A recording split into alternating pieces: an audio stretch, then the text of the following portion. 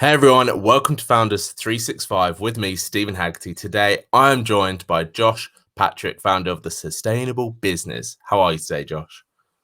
I'm great. How about yourself, Steve? Thanks for having me. No, thank you for coming on, and I'm great as well. It's the end of the week. Not that this makes any difference at the moment, but you know what I mean. Yeah, Um, I'm in my basement all the time, so it's like 7 days, and I can't tell what day it is. if you're locked in your basement right now and you need help, just say, and we'll get you out of there. Don't you worry. Okay. So, Josh, listen, I'm really looking forward to this conversation. But before we dive into it, can you just give me an overview of what you do, what the sustainable business is? I know you've got a few different things as well going on. Well, the sustainable business is, what is essentially, here's what a sustainable business is. It's a business that somebody else would want to own. So another term for saying that is having a sale-ready company. Doesn't mean you're going to sell your company, just means the company is ready for sale. Mm. And a sustainable business has four areas of profit that they fill. They fill lifestyle for the business owner, so it's a good lifestyle to have. They have an emergency fund that will last for 6 months to a year. And as we enter the age of the coronavirus, having that was really important. They have a fully funded growth program. That doesn't mean marketing program. It doesn't mean sales program. It means all the cost of growth. And they have a fully funded retirement program because there are almost no businesses that will get a business owner to retirement by themselves. So they have to have cash outside the business. And I call that pre-funding your retirement. So if you do those four things and you fill those four things well, you have created a sustainable business because you created a business. It creates excess cash. And somebody who else would want to own your business, they don't care about you. They don't care about your product. They care about your cash flow. So if you create excess cash, you have created a sustainable business. There's a very good chance the business will last past you. That's what makes it sustainable. How have you found, because that's really interesting to me, because I think over the past 5-7 years, I think a lot more people have focused on the cash flow side of things. Yes. Whereas before it was very build the assets, create your asset worth, and then do something with it. Have you seen that same shift in terms of people being way more focused on cash flow? No, not really. Here's why. What you're talking about is what I call the Silicon Valley model. Build it, pour all the resources you have to build sales, the heck with profit. Profit doesn't matter. And maybe I'll have a unicorn. It'll become a Facebook or a Salesforce or whatever. Well, that's a really rare event. Now, you have to realize something about the Silicon Valley model and the VCs who fund it. They don't especially care whether the business becomes economically viable. Yeah. Because what happens with the businesses that don't, they end up selling them to one of the FANGs, and the VCs get cashed out fine. And what happens is the Facebooks or the Googles or the Apples are actually buying these companies, not for the company, for what they do, but for what the talent in the company has. So they're really buying talent. They're not buying a company. Yeah. It only works in Silicon Valley. Now, I've checked with some VC people in the biotech world in Boston. That's not their model at all. You have to get to a viable product, which means having something that a Merck or a Pfizer wants to come in and help you distribute. So it's a very different model. The truth is, if you go for that model where you're going to build sales before you build profits, you're putting your business in a really precarious situation. Businesses run on cash. During every 5 to 7 years, we have a problem in the economy where if you don't have cash, you're not going to be around here very long. Why do businesses go out of business? Not because it's a bad business or a bad business idea. They run out of cash. It almost happened to me 3 times because I couldn't read a cash flow statement, but I could read a profit and loss statement. And they're two very, very, very different things. Yeah. Why do you think people get it so wrong? I don't think most people get it wrong. I think they just don't realize that, let me give you an example. Let's say you're a professional and you are a coach and you're selling your services. And there's a pretty good chance you think you have 2,000 hours a year of your time to sell. That's like this huge myth. You don't have 2,000 hours a year of your time to sell unless you work 4,000 hours a year, which nobody does. So what happens is you price your services based on 2,000 hours of being fully worked. Maybe you say, okay, I'm going to be really conservative and go to 1,800 hours. Well, what you really need to do is you need to figure out what's the revenue I need to create per hour for 800 hours a year, because that's what you're actually going to get to work with. So most business owners go into business with this assumption that there's more resources that will create revenue for them than there actually are. Yeah. Even if you're a construction company and you say, okay, I've got 3 people in my crew, they're going to work 120 hours a week. Well, they might be getting paid for 120 hours a week, but they're not working 120 hours a week. Yeah. So there's a real problem that comes with the original belief system about how much cash an hour of a particular labor will create. Exactly. So Josh, what's your background then? What brought you to creating the sustainable business, having those 4 pillars and helping other people do that? Well, in the first 20 years I was in business, I owned my own food service and vending company. We fed people who worked in factories. And I built that business from having 1 part-time employee up to 90 employees. Wow. Along the way, I made probably 3 times the mistakes anybody else would want to make. Luckily, I'm a kind of a curious guy, and I realized things weren't working, and I started going into saying, okay, what do I need to learn to become a successful business person? Because I had a degree in American history. And even though I grew up in a family business, it was different than what I grew up in. And frankly, I knew how to fill vending machines, but I didn't know how to run a business. So I had to learn that. And along the way, I became the education chairman for the National Vending Association and did that for 8 or 9 years. Taught a whole bunch of companies, either financial management or people management or operations management, and then sold that business in 1995, which seems like about 9,000 years ago, and went into the wealth management world and started working with private business owners. And I started taking the lessons I had learned and applying it to their businesses and expanded my experimentation to see what worked. I'm a big fan of an innovation process I call fail fast, fail cheap. Yeah. Which is a lot of small experiments, see what works. Most of it doesn't. If it works, you keep it. If it doesn't, you throw it away real fast. And as a result, you get to try these experiments along the way. And if they work, you can bring them out to the world. So that's how I got to where I am now. Love that. And it's been kind of fun. Still is fun. Just kind of fun. I mean, you are now stuck in a basement, but other than that, it's kind of fun. Well, actually, I like my basement. I'm a good hermit. Yeah, there you go. When they pass the food under the door, that's you're happy. That's when the problem really starts. Yeah, exactly. Out of all the businesses, then, I find there's businesses that are run by business people, and then business people that are run by non-business people / maybe that don't focus on those 4 pillars that you've created. They focus on it's almost like sexy to be a business owner now, right? So how do you think businesses now are working towards creating those cash flow elements that you mentioned, those 4 pillars? And does the founder have to be aware of this from day one?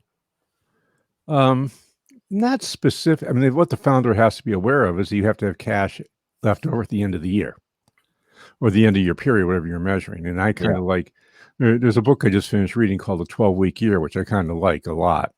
And the reason is it shortens that time frame down for getting things done. I'm a big fan of what's called Scrum, which is agile planning. It's the way software is developed right now. And that even goes even shorter things into 3-week, 2-week sprints. And you have something that you create after 2 or 3 weeks. You look back at what you did well and what you didn't do well. And the truth is those 4 areas of profit, I call the 4 buckets of profit, are not a purpose. They're a result. If you don't do other things right in your business, you do not create that excess cash. So this is what you need to have happen in your business.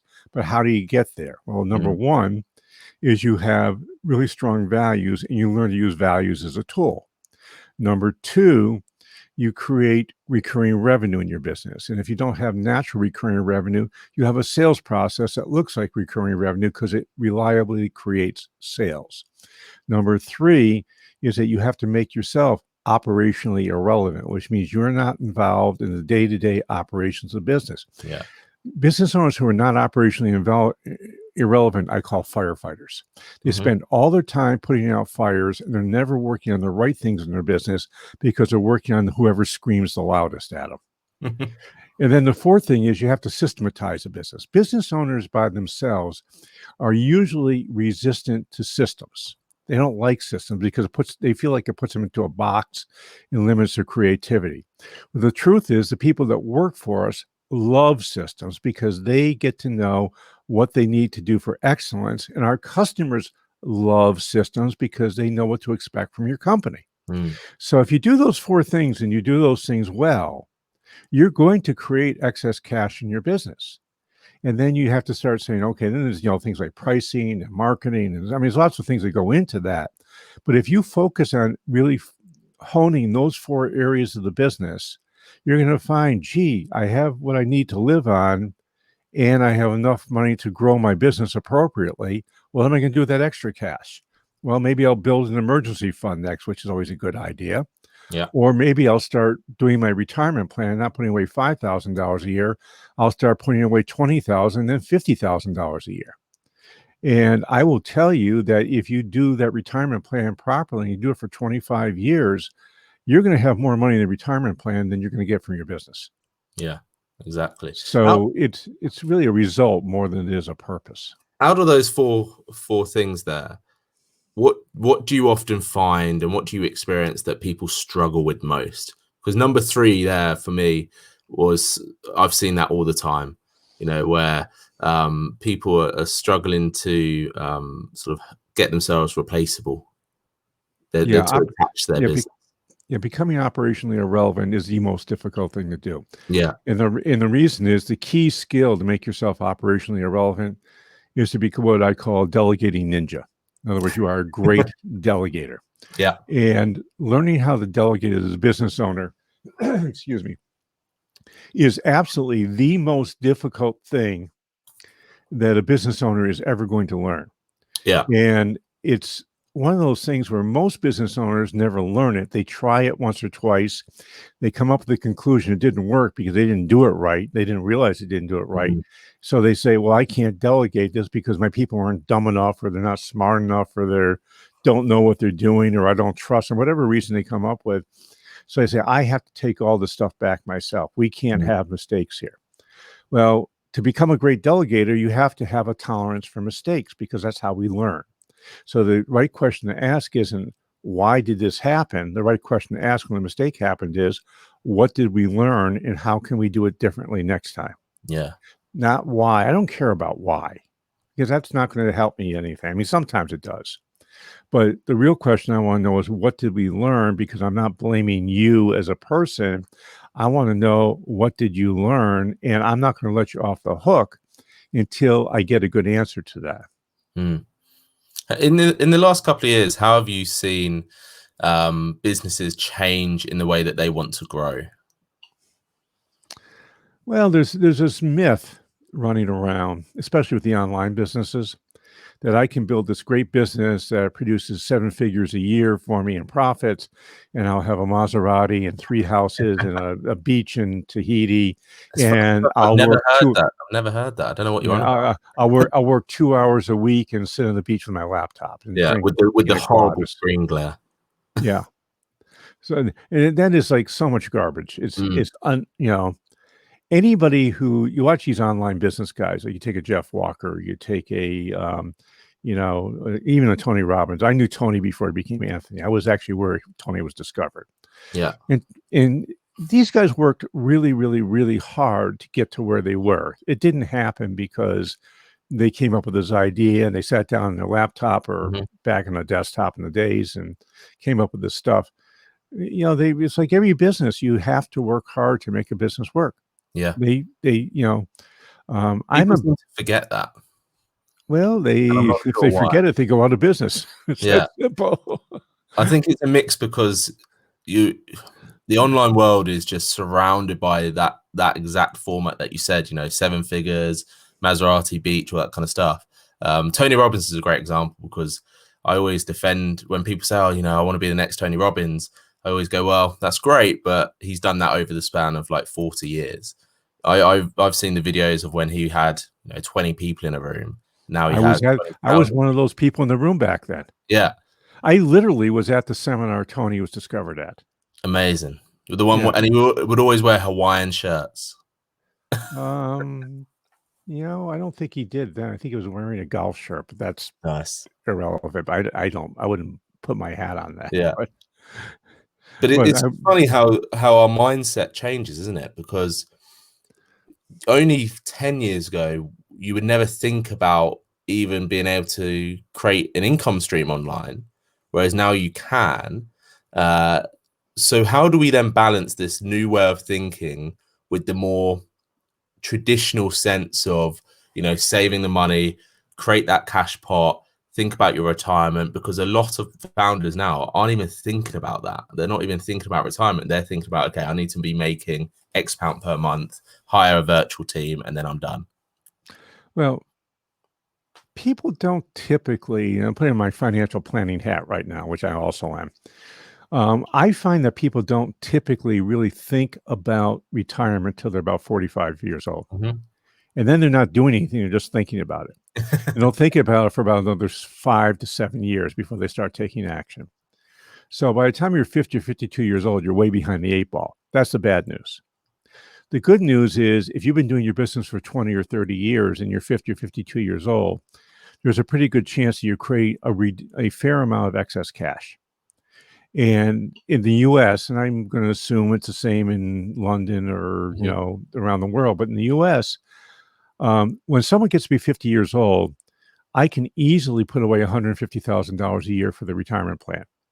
If they're 60 years old, I can put away close to $300,000 a year in the retirement plan, which is tax deductible, by the way. And when they retire, they're going to end up with somewhere between $2.5 and $6 million. It's not say too in the bad. Retirement plan. If you understand, one of the most important tools you must realize is what compound interest does. Mm-hmm. And if I'm 50 years old and I'm putting away $50,000 a year and I'm doing that for 20 years, there's a pretty good chance I've got $500,000 or $600,000 in my account by the time I decide to stop working. The other thing which is really important to think about for business owners today is retirement at 55 makes no sense. Retirement at 65 makes no sense. Maybe 70, but probably 75. And here's why. If you're 30 or 40 years old, you need to be thinking that you're going to live to 100 years old, not that you're going to live to 80 years old.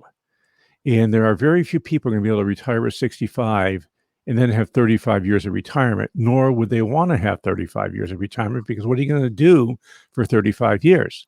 That doesn't mean you have to keep doing the same thing you were doing. You may get out of one business and start another business. Yeah. You may get out of a business and decide you want to get a PhD in something or other and then do a business around that. You might decide that you want to sell your main business and do a hobby business. That's just a passion thing.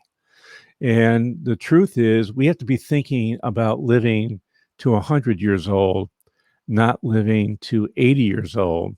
And we need to be thinking about what I call the 100-year business, which means that if I'm going to be in the same business as I started 25 or 30 years old when I'm 75 or 80 years old, that's 45, 50 years of running the same business. How do I do that and not get burned out? How do I do that and not get bored? Those are key questions you need to answer for yourself. That's why becoming operationally irrelevant isn't like a nice to do, it's a must do. Yeah. Because if you're doing tactical crap for 40 or 50 years, you will get burned out. It's just you just become an employee of yourself. Yeah, well, most people build jobs for themselves, not business. Yeah, exactly. And then they're stuck, and who knows what's going to happen. What I'm really interested in knowing, in that theory then, how do you educate the younger entrepreneurs? Because people are making money younger, the businesses are being created younger, the billionaires are being created younger. How do you educate the younger demographic to really focus on that, 100-year lifespan attitude? I just think, it's not focus. Once I say that to somebody, that's it.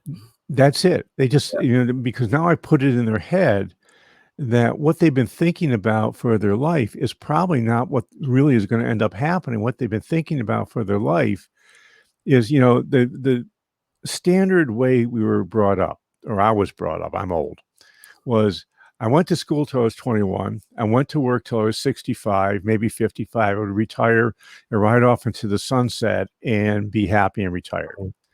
Well, with a 100-year life, that model absolutely doesn't work. And what else has changed is the world has changed so fast through technological innovations that the knowledge you had at 21 will not serve you at 45. So you must become a lifelong learner.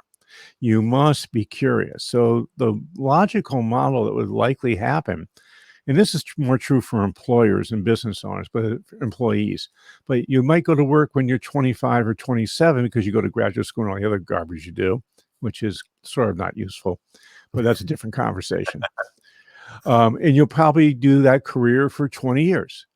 And you'll either say, gee, I need to get more knowledge and stay in that career, which means I need to go back to school and retrain myself. And then I go from 48 to 68. And then I said, okay, well, that's an interesting normal career. I only need to earn like a quarter of what I was earning when I was an employee in my first two careers. So what do I really want to do where I can earn some money, but don't need to earn a lot of money? Mm-hmm. So that's I call that the passion career. And if you're a business owner, you have this same sort of thing going, is that if you make yourself operationally irrelevant, there's nothing preventing you from starting another business in a different line, or going back and becoming a coach, or becoming an author and speaking about what made you successful, because you have your business systematized and is able to run with only 10 or 12 or 13 hours of your time a week. Mm-hmm. So the opportunities are really if you're your age, not my age, the opportunities are really, really interesting for how your life will clean out. Now we're recording this in the age of the coronavirus, and everyone's saying, I'm not going to live for another 3 years. Well, if you read the other side of the ballpark, which is the life extension going on with nootropics and things along those nature, it is really interesting about what you can do to reprogram your body and your mind. Yeah. So you're functioning at a high level for a very long time. It is it is a different time now to be alive, isn't it? And it's just going to get more technology focused. I mentioned it on the podcast the other day about, Elon Musk having his AI brain chip business, that all sorts of things that are going to be happening. For you though, you've had this successful business career. You run a successful business now. What is it that keeps you wanting to carry on then? Why are you not just, relaxing by the pool and living your best life, getting a tan?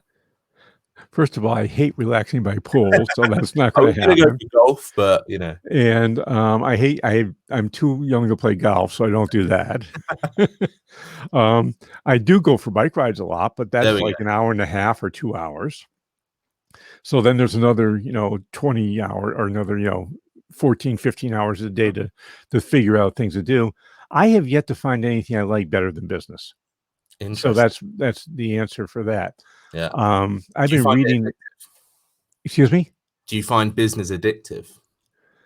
Um, I wouldn't call it. Well, I can't think of anything I like better, so probably that would be a way to put it.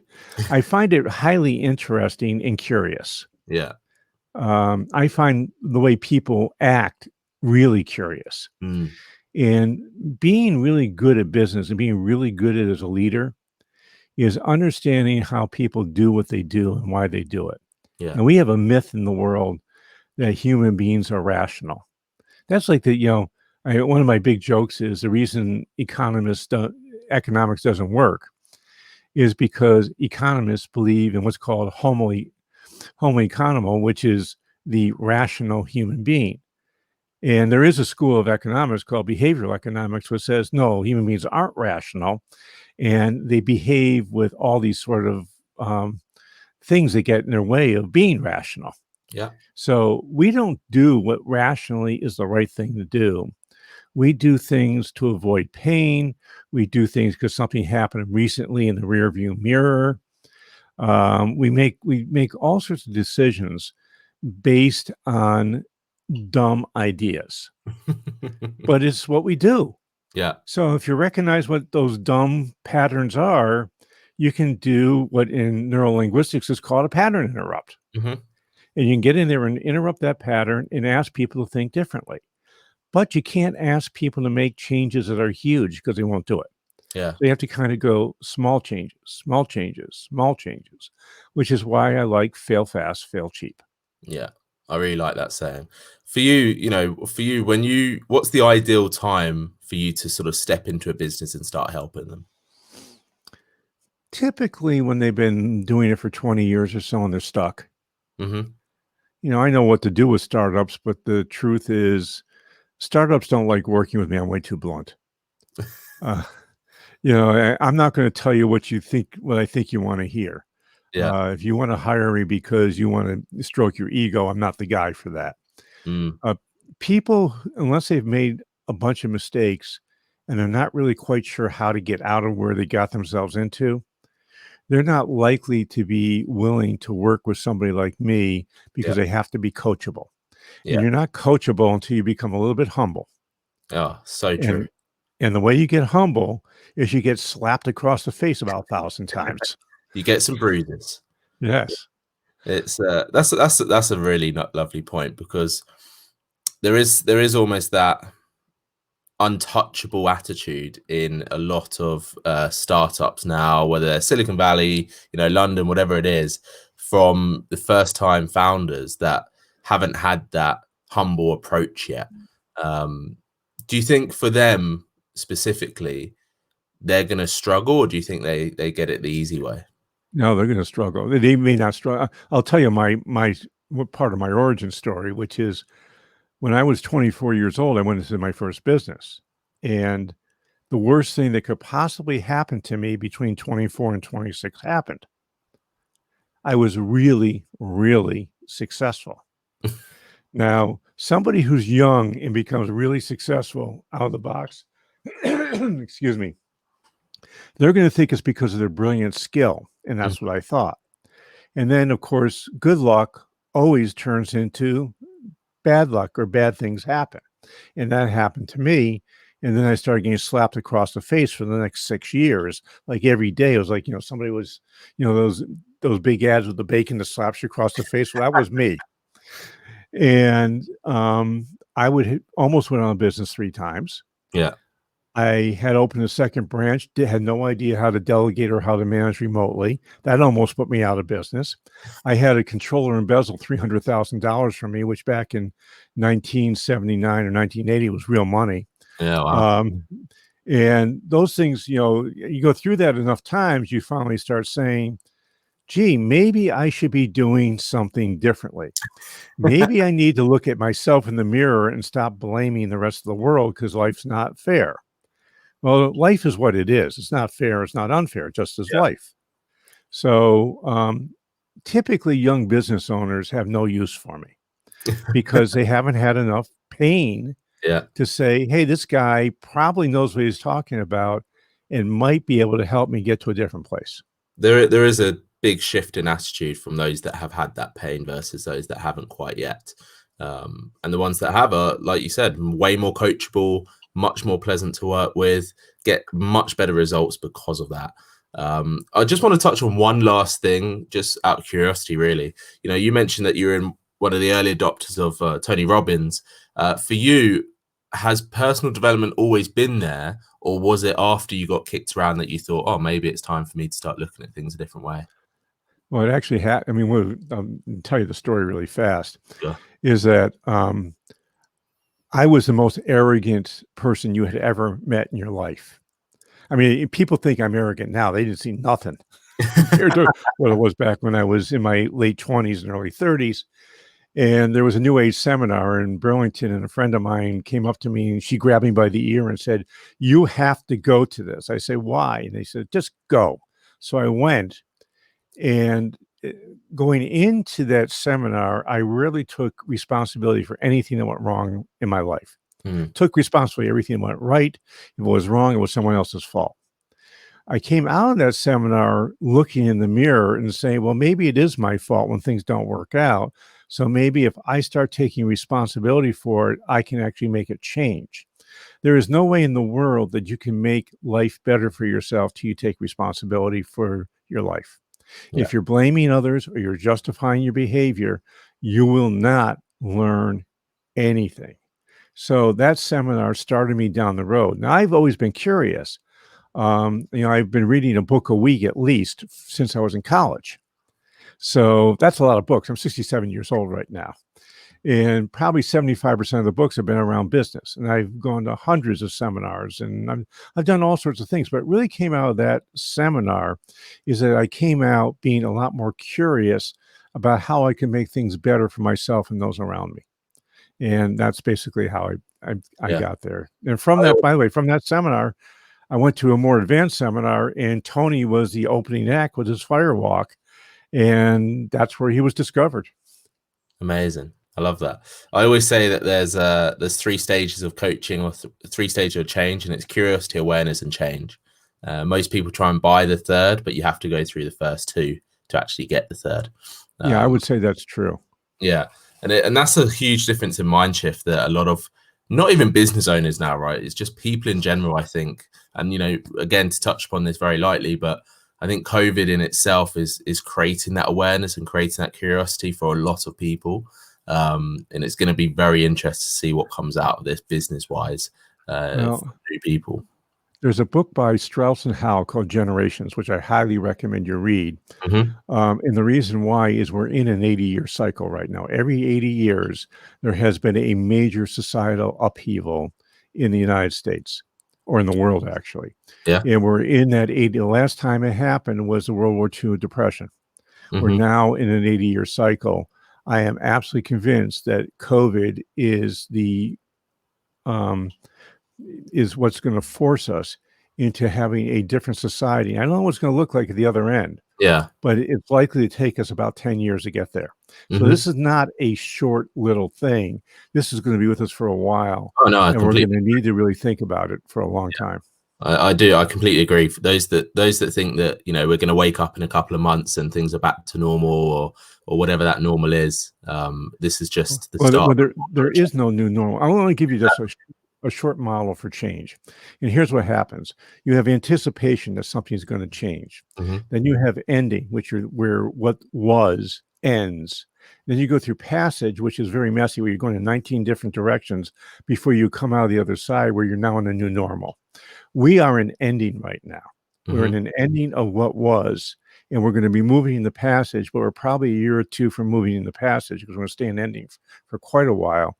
And I don't know what passage is going to be, nor do I know what the new normal is going to be, nor does anybody else. Exactly. But those are the 4 stages we're going to go through, and passage is generally relatively painful. No, that's a really good way to look at it. And like you said, nobody knows what's next. Nobody knows what's the new thing is, which for me is quite exciting. For a lot of people, it has a lot of fear. But hey, everyone's different. Josh, it is what it is. Exactly, it is what it is. That's what life is about. Josh, listen, I've thoroughly enjoyed our conversation. I feel like we could chat for a long, long time. My very final question to you: if anyone wants to speak to you directly, find out more about what the sustainable business does, what's the best way for them to get in touch? Probably, well, you could email me. That's an easy thing to do. And my email address is jpatrick@stage2planning.com. That's the number 2, jpatrick@stage2planning.com. You can check out either of our websites. One is sustainablebusiness.co. That's co.com, and the other is stage2planning.com. Both those have contact me forms. Fill it out, and I actually read the stuff and respond to people. And anyone sends me emails, I'm kind of email addicted and get back relatively quickly. No, Josh, thank you so much for coming on. It's been great, and I really look forward to just finding out more about you, seeing your journey evolve as we continue on this life journey as well. Josh, thanks so much. Appreciate it, Steven. Thanks everyone for watching. This has been Founders 365.